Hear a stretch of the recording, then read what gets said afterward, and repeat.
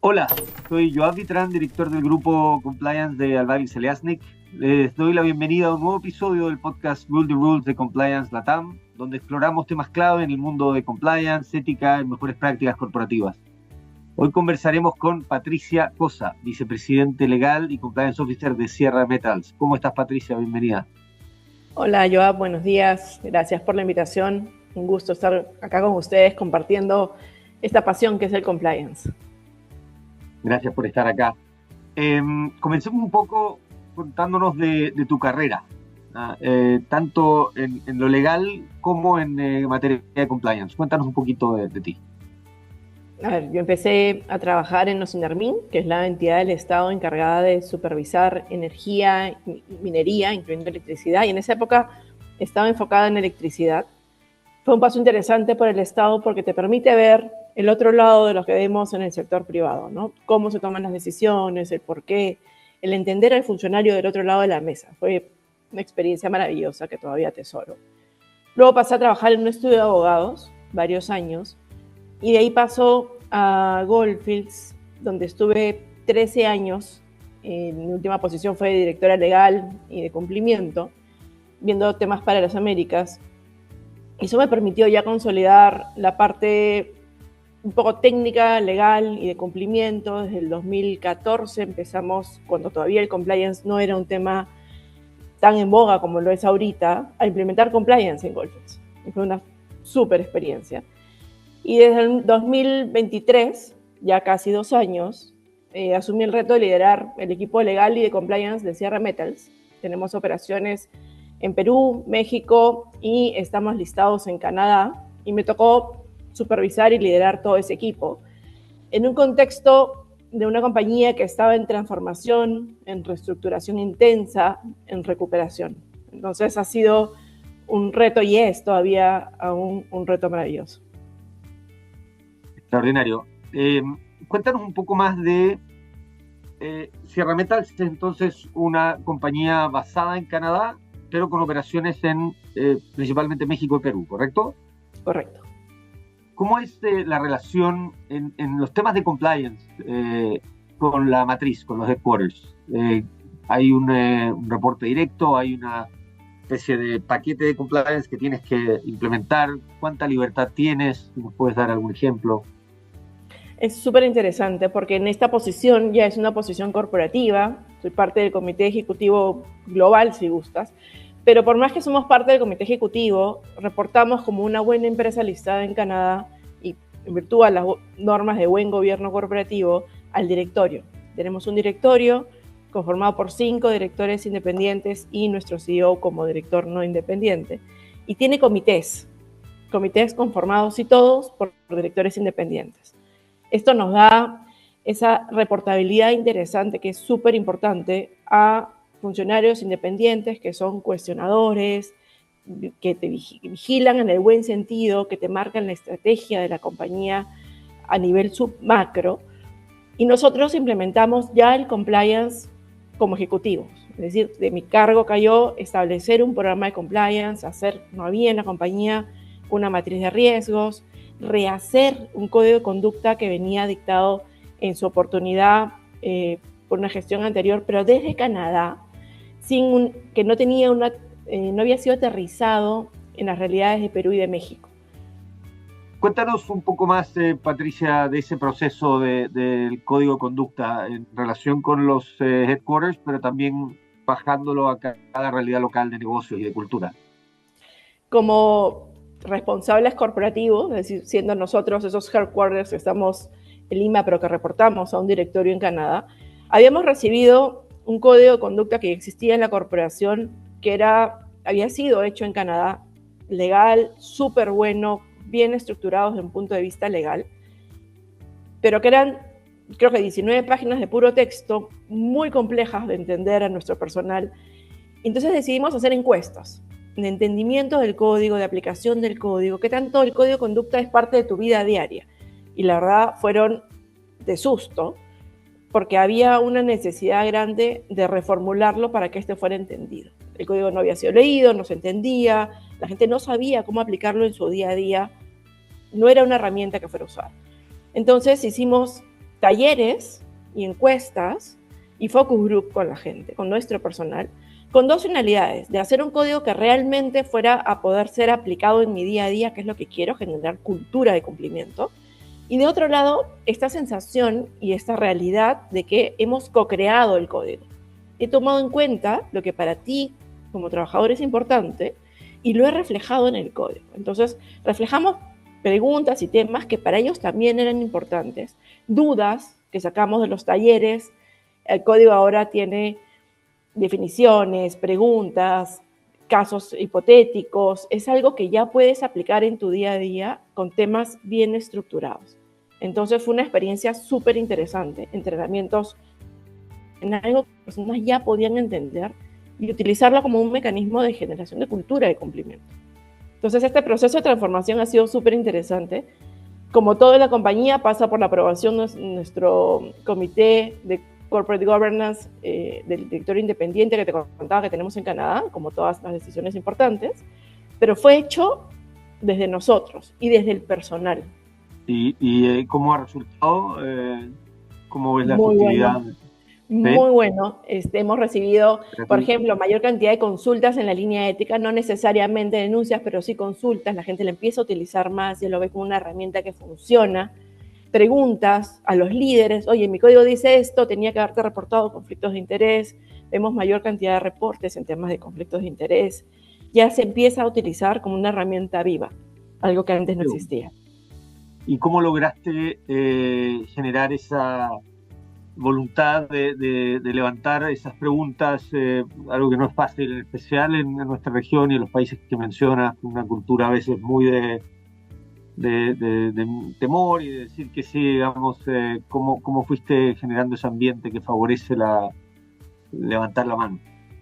Diría que son dos cosas principales.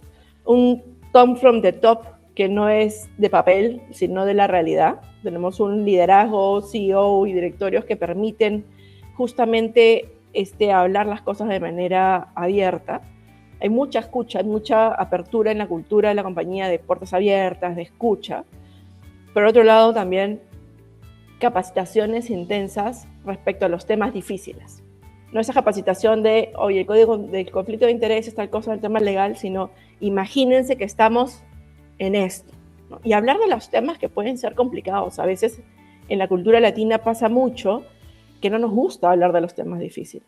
Nos cuesta dar feedback difícil, nos cuesta decir que no. Entonces, poner sobre la mesa nosotros los temas complicados ayuda. Oye, sí, pues si lo pueden discutir en público, en una capacitación, ¿por qué no se lo puedo llevar yo a mi jefe si tengo una duda? Muy importante. ¿Y cómo abordas las distintas audiencias que tienes? Porque entiendo, tienes trabajadores de primera línea, ¿no es cierto? Mineros probablemente, tienes trabajadores ejecutivos. ¿Cómo te preocupas por suplir bien las necesidades de cada público? A ver, las capacitaciones son distintas según el público al que voy atendiendo. Y es que las expectativas de cada uno respecto a sus responsabilidades también son diferentes, ¿no? Tengo capacitaciones, por ejemplo, que hacemos a nuestro propio directorio. Estas son a otro nivel, con abogados en Canadá, algunas incluso virtuales, porque sé que mi directorio efectivamente lo va a ver, lo va a entender y está en la capacidad de realizar ese nivel de complejidad legal. Para mis ejecutivos tenemos otro tipo de capacitaciones en base a las funciones que realizan. ¿Por qué? Porque queremos que los casos que vayan a ver sean casos que van con cada una además de las áreas que están involucradas. Contabilidad, va a haber casos de riesgo financiero, riesgos de aduanas, tributación, delitos financieros, económicos, etc. Mis áreas de relaciones comunitarias, por ejemplo, tienen otro enfoque, ¿no? Hablamos de temas de donaciones, etc. Pero también se hacen capacitaciones en mina. Va nuestro personal a mina y hacemos capacitaciones en mina. Y la forma de hablarlo, la forma de hacerlo, tiene que ser con cada una de mis personas allá en mina. Por ejemplo, tengo personal en mina en México, en Bolívar, ¿no? Es importante que quien vaya a hablarles sea una persona que les hable con el lenguaje de México, o sea, que podemos compartir la lengua castellana, que es tan rica y tan maravillosa, pero por lo mismo, las palabras no siempre son iguales, ¿no? Entonces, es mucho más eficiente que vaya una persona más práctico y más cercano, que vaya una persona de mi equipo de compliance en México a hacer la capacitación, por más que podamos acompañarla, y lo mismo en Perú, ¿no? Porque además las realidades, las preguntas son distintas. No podemos tener una sola capacitación para toda la corporación y hacerle check al que ya, bueno, ya los capacité, te mandé un curso virtual y eso es lo mismo para todos. No funciona así. Totalmente de acuerdo.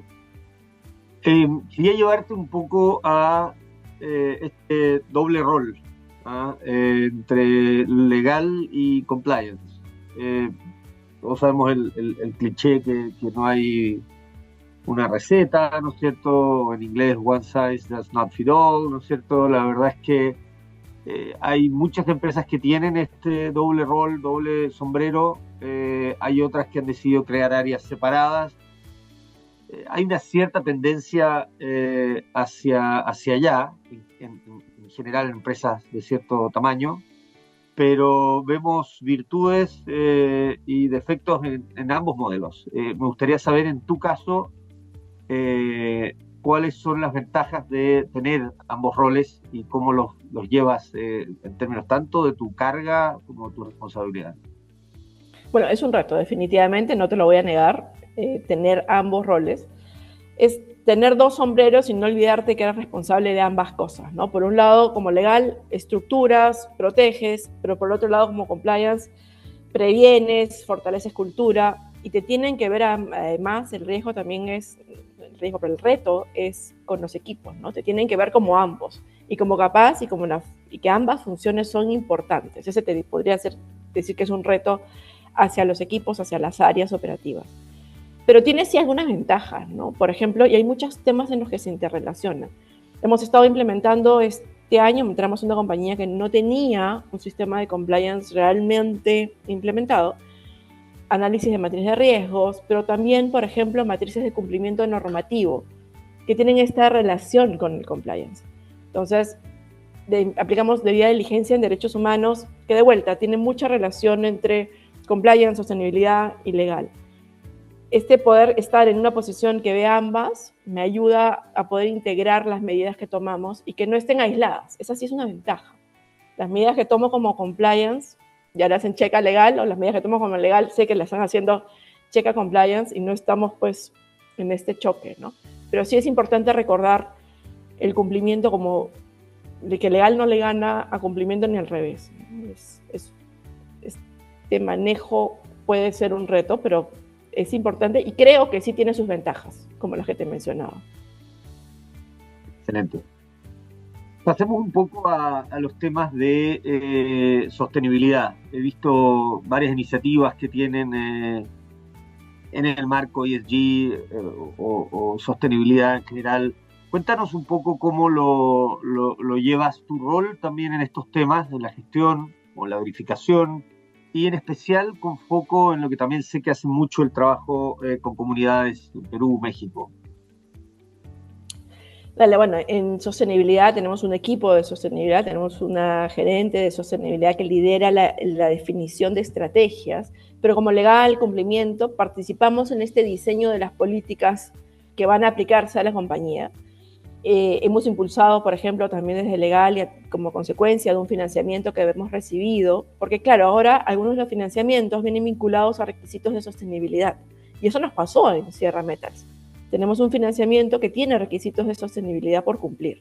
Entonces, como parte legal, vemos el cumplimiento de estas obligaciones, que entre otras, por ejemplo, es la medición de huella de carbono, ¿no? Un plan de descarbonización para la compañía, que sí, puede tener varias etapas y puede ser de largo plazo, pero que tenemos que participar tanto como legal como por cumplimiento, porque hay la declaración de la información que se hace, la verificación de la información, la transparencia pasa por un tema de compliance. Y también hay temas como el que te mencionaba, de derechos humanos, ¿no? Derechos humanos vienen esa ESG, la gobernanza, que a veces es dejada de lado en la sostenibilidad, muchos lo vemos como comunidades y medio ambiente, y nos olvidamos de la sostenibilidad. Y ahí entra los temas de compliance, nuestras políticas, nuestro buen gobierno corporativo. Estamos haciendo en la compañía una evaluación de riesgos de derechos humanos, ya está terminada y que está generando acciones de mejora para prevención de derechos humanos. Entonces, nos decía un líder en la compañía, pero Pati, ¿para qué vamos a hacer una matriz de derechos humanos si claramente no violamos derechos humanos? Digo, bueno, la forma de saber si violamos o no es justamente hacer esta matriz y tenerlo claro.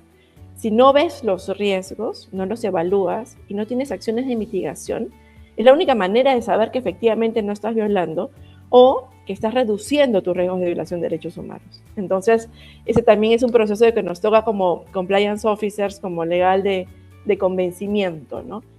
Y para terminar en temas de sostenibilidad, te diría que también estamos trabajando bastante en temas de diversidad, liderazgo femenino.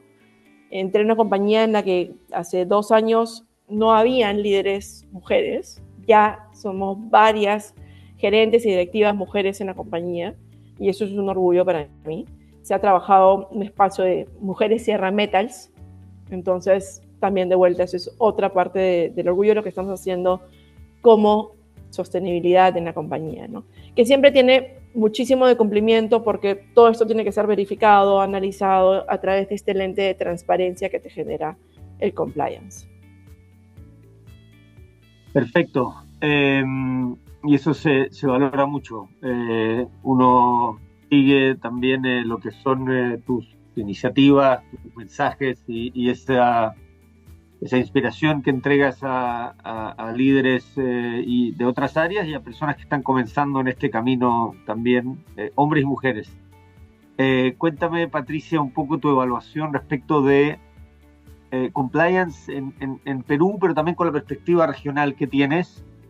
¿Cómo ves la evolución, incluyendo los desafíos que tenemos en Latinoamérica y especialmente en aquellos países con que estás más vinculada, Perú y México, por favor? Diría que en ambos países ya hay pasos importantes. Desde el 2014 que hemos empezado con el tema de compliance, por ejemplo, personalmente veo un cambio importante normativo, una intención de los países de ya tener normativa que obliga a las compañías a empezar a tener programas de cumplimiento. Lo he visto cuando trabajaba en Chile, en Perú, lo veo en México. Pero sí pasa que todavía yo creo que existe una brecha grande entre lo que dice la norma y lo que pasa en la realidad. Como profesora de compliance les digo siempre a mis alumnos, el compliance no puede ser de papel. Entonces, todavía seguimos viendo empresas en las que efectivamente hay un compliance de papel, no se informan las decisiones, no hay un tone from the top, no hay capacitaciones, o se ve como un tema legal al que le tengo que hacer check, ¿no? Tengo que agarrar la norma, ver qué me pide, al estudio de abogados dile que me dé un manualito para poder cumplir, pasarme 3 capacitaciones y ya, le hicimos check al cumplimiento y no se genera esta cultura de cumplimiento en los países todavía a nivel macro. Pero sí estoy viendo, y eso me da muchísima satisfacción, que ya cada vez son más las empresas que empiezan a querer establecer cultura de compliance, más allá de la normativa, ¿no? Se veía esto mucho antes como un proceso sancionador. Quiero tener esa protección que me da en temas penales para que si algo pasa, esté protegido. Esa es la primera etapa. Ya estamos empezando a ver que las empresas ya están yendo a la parte de la implementación real de una cultura de cumplimiento, capacitaciones en áreas críticas, estas discusiones de temas grises. Entonces, yo creo que tenemos en los 2 países en los que operamos, de repente más que en Canadá todavía, oportunidades grandes de incorporar compliance en nuestro día a día como un tema de cultura, de sostenibilidad, de largo plazo, que hace más valiosa a mi compañía, ¿no? Esa visión yo creo que recién está empezando a calar de a pocos en algunas compañías, pero estoy segura que poco a poco y con el tiempo va a haber esta transformación para que llegue a muchas más empresas. Perfecto.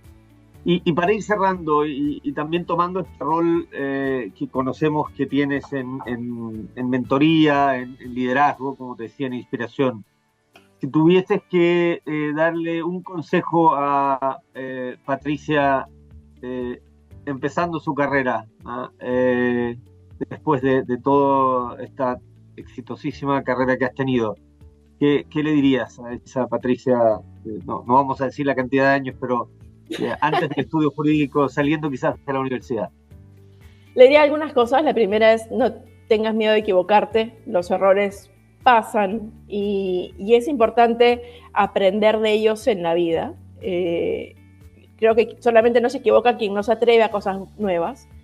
Atrévete mucho, le diría a las personas jóvenes que están en esos momentos, atrévanse mucho, arriésguense a hacer cosas nuevas, a innovar, a salir de la caja, a buscar mentores o mentoras que te guíen, líderes que te inspiren, a saber que hay cosas que puedes cambiar y que sí podemos ser, yo diría, sí puedes ser un ejemplo y una guía y un agente de cambio en los lugares en los que estás entrando. Que cuando entres a un lugar se sepa que estás generando impacto, vas a generar impacto y aprovéchalo para hacer cosas buenas siempre. Eso es lo que te diría. Fabuloso. A la audiencia le recomiendo seguir a Patricia porque sinceramente es una referente en estas materias en la región. Patricia, ha sido realmente un gusto tenerte acá.